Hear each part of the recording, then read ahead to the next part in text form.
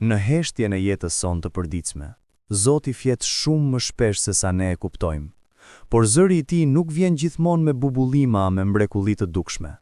Shpesh, ai flet përmes gjërave të thjeshta, një takim i rastësishëm që ndryshon mendimin ton, një ndjenjë fortë që na mbron nga gabimet, një ëndër që mbetet e gjallë në mendjen ton mëngjesin tjetër.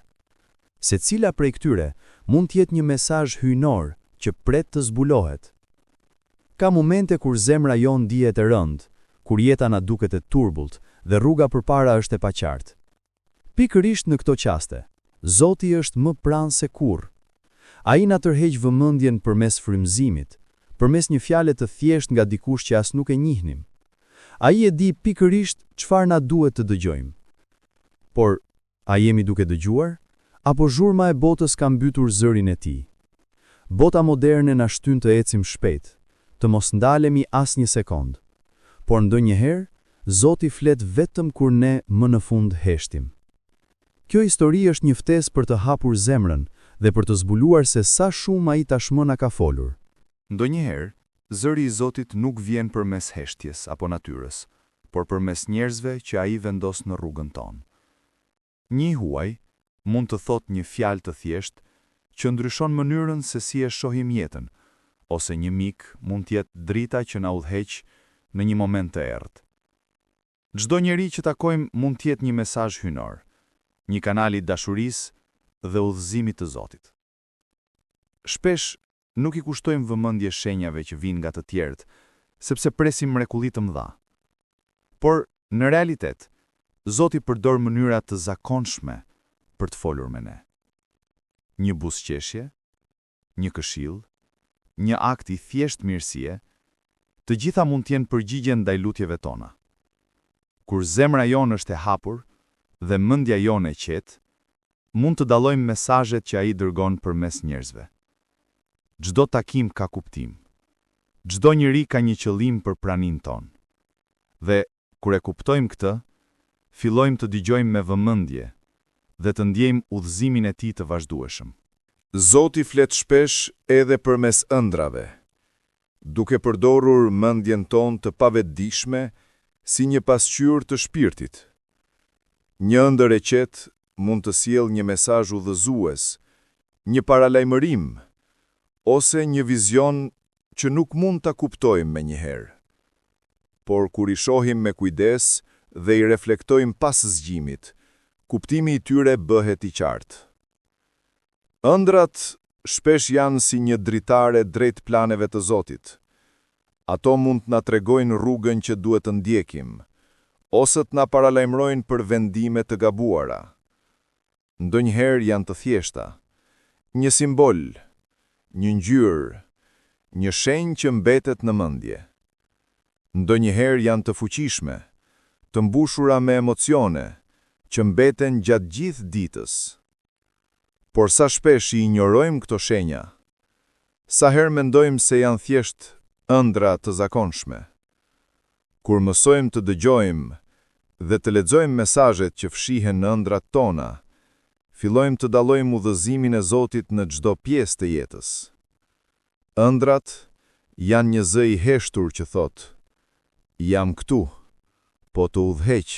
Jo gjithmonë zëri i Zotit vjen në mënyrë të madhe ose dramatike. Ndonjëherë, ai flet në heshtje, në momentet kur nuk ka zhurmë, kur bota duket e ndarë nga ne. Në këto çaste, njeriu mund të ndjejë një qetësi të papritur, një lehtësim të brendshëm që duket i padukshëm për të tjerët, por i fuqishëm për shpirtin. Heshtja është një dhomë e shenjtë ku zemra jon mund të dëgjojë më mirë. Është aty ku mendimet tona mund të rreshtohen dhe ku mund të kuptojmë mesazhet që Zoti ka dërguar gjatë gjithë kohës. Një ndjesi e lehtë e paqes, një çlirim nga shqetësimi ose një ndjenjë fuqishme guximi mund të jenë shenja të tij të heshtura, por të fuqishme. Kur mësojmë të ndalojmë dhe të dëgjojmë, kuptojmë se çdo heshtje ka një qëllim. Çdo moment i qetësisë është një mundësi për të ndjerë praninë e tij.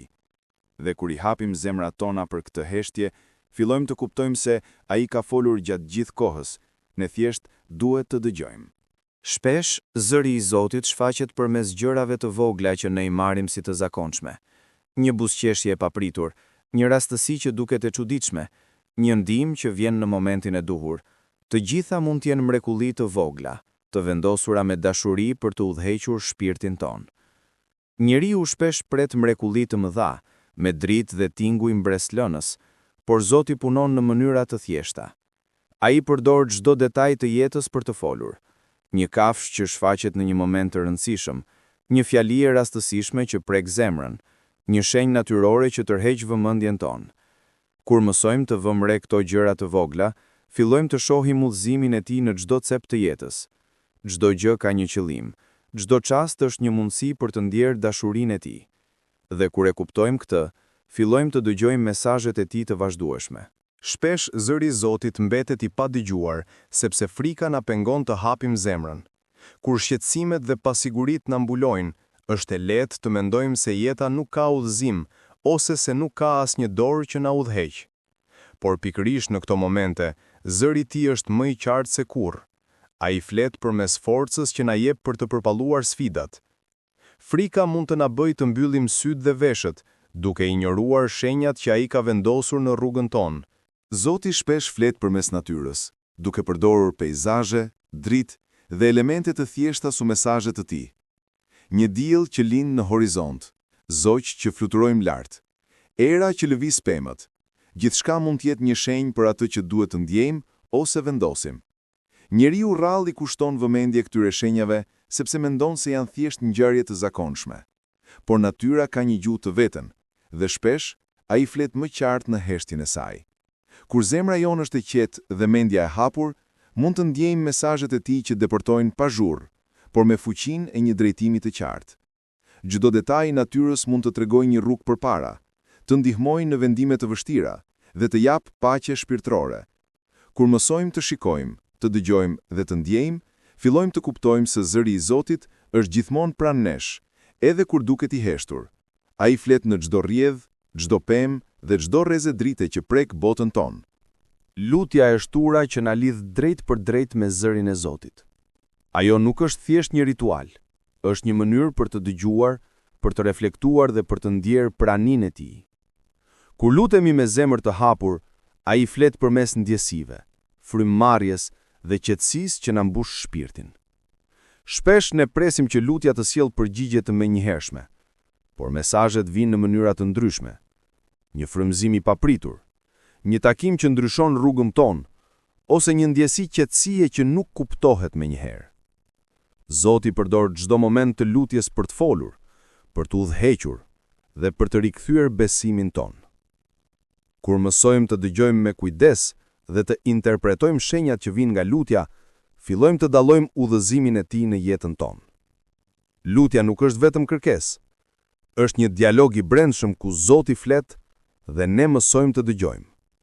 Përmes saj, frika largohet, shpresa rritet dhe zemra gjen qetësinë që kërkon. Shpesh zëri i Zotit ndodh në heshtje, në ato momente kur gjithçka duket e qetë dhe jeta nuk duket e rëndësishme. Një ndjesi e brendshme e paqes, një ide e papritur, një ndjesi e fuqishme për të bërë diçka të drejtë. Të gjitha këto mund të jenë zëra hyjnor që udhëheqin shpirtin ton. Njeriu shpesh pret që zëri të jetë i fortë dhe i dukshëm, por fuqia e tij qëndron në mënyrën si na prek brenda. Ai na flet përmes instinkteve, ndjesive të papritura dhe momenteve të qeta ku gjithçka duket e zakonshme. Kur mësojmë të ndalojmë, të dëgjojmë dhe të reflektojmë, zëri i Zotit bëhet i qartë. Çdo veprim i ditës, çdo vendim i vogël, çdo përzgjedhje ka mundësinë të jetë pjesë e udhëzimit të tij. Kur mësojmë të dëgjojmë këtë heshtje, fillojmë të kuptojmë se ai është gjithmonë pranë, duke folur në mënyra të thjeshta, por me efekt të përjetshëm. Heshtja bëhet dritarja që shfaq vizionin e tij. Çdo sfidë që përballemi në jetë mund të jetë një mesazh i Zotit. Një udhëzim që nuk kuptohet menjëherë. Kur njeriu ndodhet përballë vështirësive, frikës dhe zhgënjimeve, shpesh nuk e shet dritën në fund të tunelit. Por, përmes çdo pengese, zëri i Zotit flet dhe mëson se durimi, besimi dhe këmbgulja janë çelësat e transformimit shpirtëror. Shpesh ne kërkojmë mrekulli të mëdha, por mësimet e tij vijnë përmes sfidave të vogla dhe situatave të përditshme. Një vendim i vështirë që merresh, një gabim që të mëson diçka, një humbje që të bën më të fortë, të gjitha këto janë mënyra që Zoti përdor për të folur. Kur mësojmë të shikojmë pas sfidave dhe dëgjojmë mesazhet e fshehura, fillojmë të kuptojmë se çdo moment ka një qëllim hyjnor. Përmes sfidave, ai flet, udhëheq dhe forcon shpirtin ton. Çdo pengesë bëhet një mësim, dhe çdo sfidë një mundësi për të ndjerë dashurinë e tij. Zëri i Zotit shpesh shfaqet përmes dashurisë së tij të pakushtëzuar. Kur njeriu ndjen dhimbje, humbje ose vetmi, ai flet përmes ndjesisë së pranisë, ngrohtësisë dhe paqes së brendshme që ofron dashuria e tij. Kjo dashuri nuk kërkon përsosmëri, nuk ka kritere të rrepta. Ajo thjesht ekziston, duke udhëhequr, mësuar dhe ngushëlluar.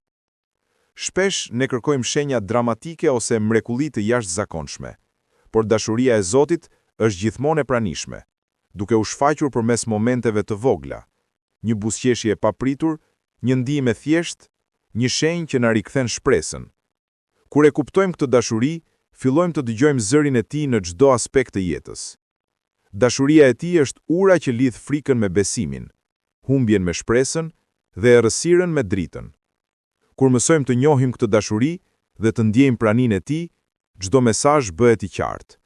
Ai flet gjithmonë dhe dashuria e tij është prova më e fuqishme që ai është pranë nesh, çdo ditë, në çdo moment. Zëri i Zotit shpesh shfaqet përmes veprave të mira që ne bëjmë ose marrim. Kur njeriu ndihmon dikë, kur ndan dashuri dhe mirësinë me të tjerët, ai bëhet një kanal i udhëzimit hyjnor. Secili akti i thjesht mirësie mund të jetë një shenjë që ai flet dhe na drejton drejt rrugës së drejtë. Shpesh njerëzit nuk e kuptojnë fuqinë e veprimeve të vogla. Një fjalë inkurajuese, një dorë ndihmëse, një gest i pakushtëzuar dashurie, të gjitha janë mesazhe të tij që na tregojnë se ai është duke punuar në jetën tonë. Kur veprojmë me qëllim të pastër dhe zemër të hapur, fillojmë të dallojmë praninë e tij në çdo veprim. Kur mësojmë të veprojmë me dashuri dhe mirësinë që vjen nga zemra, çdo veprim bëhet një komunikim me Zotin. Ai flet përmes jetës së përditshme, duke përdorur ne si mjete të udhëzimit dhe shpëtimit për të tjerët. Përmes veprave të mira, fillojmë të kuptojmë se zëri i tij është gjithmonë pranë nesh, duke na drejtuar dhe fuqizuar shpirtërisht. Zëri i Zotit shpesh vjen në momentet më të papritura, kur njeriu nuk e pret. Një takim i rastësishëm, një ide e shpejtë që ndodh në mendje, një ngjarje e çuditshme që duket e zakonshme, të gjitha mund të jenë shenja hyjnore. Ai flet përmes rastësive, duke na udhëhequr drejt vendimeve të rëndësishme dhe duke na treguar rrugën e duhur. Shpesh ne i injorojmë këto shenja, sepse presim diçka të madhe dhe dramatike. Por fuqia e udhëzimit të tij qëndron në mënyrën si çdo detaj i vogël mund të ndikojë jetën tonë. Një buzëqeshje e papritur, një ndjenjë e brendshme që të drejton drejt një vendimi të rëndësishëm, apo një takim që duket rastësor, të gjitha janë mesazhe. Kur mësojmë të jemi të vëmendshëm ndaj këtyre momenteve dhe të kuptojmë rëndësinë e tyre, fillojmë të dallojmë udhëzimin e Zotit. Ai flet gjithmonë, por shpesh në heshtje dhe përmes detajeve që kërkojnë një zemër të hapur dhe vëmendje të kujdesshme. Shpesh, kur njeriu ndihet i humbur, i lodhur ose i dëshpëruar, zëri i Zotit flet përmes shpresës që rikthehet papritmës. Një moment qetësie, një frymëzim i brendshëm, një ndjenjë që diçka e mirë është duke ndodhur. Të gjitha janë mënyra që ai përdor për të na rikthyer besimin dhe paqen. Shpresa nuk është gjithmonë e dukshme, por kur zemra është e hapur, ajo bëhet e ndjeshme dhe e fuqishme. Zoti përdor çdo situatë, çdo takim dhe çdo ndodhi për të dërguar shenja që rikthejnë guximin dhe besimin.